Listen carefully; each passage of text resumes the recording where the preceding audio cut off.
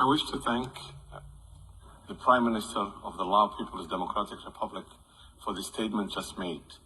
I now give the floor to the distinguished representative of Lesotho to introduce an address by the head of government.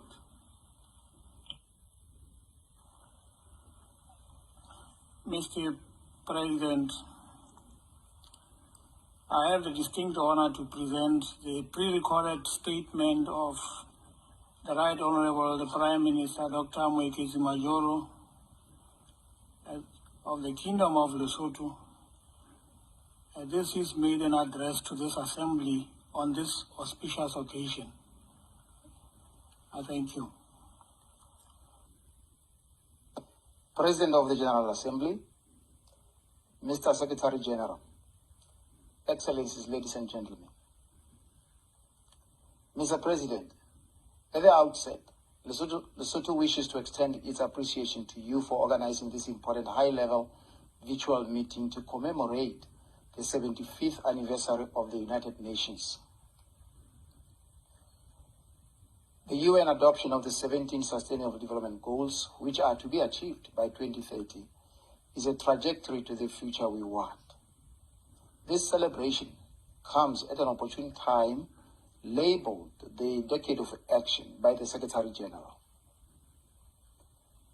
It is a time that, more than ever before, calls for solidarity and unwavering commitment to multilateralism and to the UN. It is thus my fervent hope that in resolving not to leave anyone or any country behind and accelerating the achievement of the 2030 Development Agenda, our respective countries will, from now on, find ways of working together. That is the future we want. Mr. President, as we celebrate 75 years since the formation of the United Nations, it is also the right time to reflect on the vital role of international solidarity and collaboration to effectively respond to the numerous global challenges and impacts of COVID-19 pandemic, particularly in vulnerable countries in special situations like Lesotho. This situation has exacerbated existing poverty, inequalities, and vulnerabilities in our countries, thereby reversing development gains of the past decades. Addressing these multifaceted challenges requires enhanced partnerships at bilateral, regional, and international levels. The Kingdom of Lesotho further recognizes this important juncture in human history, a time of reflection on the role of the UN in the past 75 years and the future UN we want. As we celebrate this anniversary, my country has substantially advanced the inclusion of women and youth in our national laws, policies, and plans. This has been achieved purely through implementation of principles and guidelines as agreed upon by member states and as enshrined in the various international human rights conventions that Lesotho is a state party to. It is also thanks to the UN that my country's national reforms process is now at the implementation stage. We cannot achieve the United Nations we want without the reform of the highest decision-making body in the UN system, the United Nations Security Council.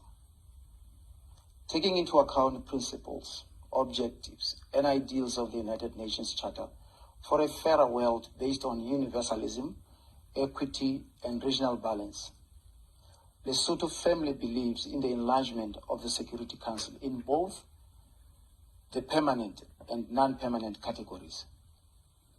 In today's globalized world, it is indefensible and not comprehensible that decisions which bind us all are left in the hands of a few. Global security is not a privilege and should not be the preserve of a handful.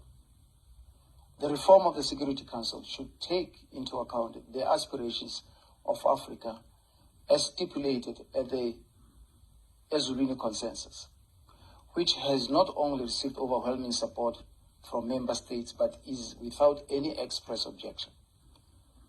Transparency, inclusivity, and democracy must inform the work of the entire United Nations system. In conclusion, Mr. President, Lesotho wishes to reaffirm the need for an enhanced multilateral system underpinned by the principles of unity and solidarity. We therefore look forward to working closely with the rest of the member states and the UN system. I thank you for your attention.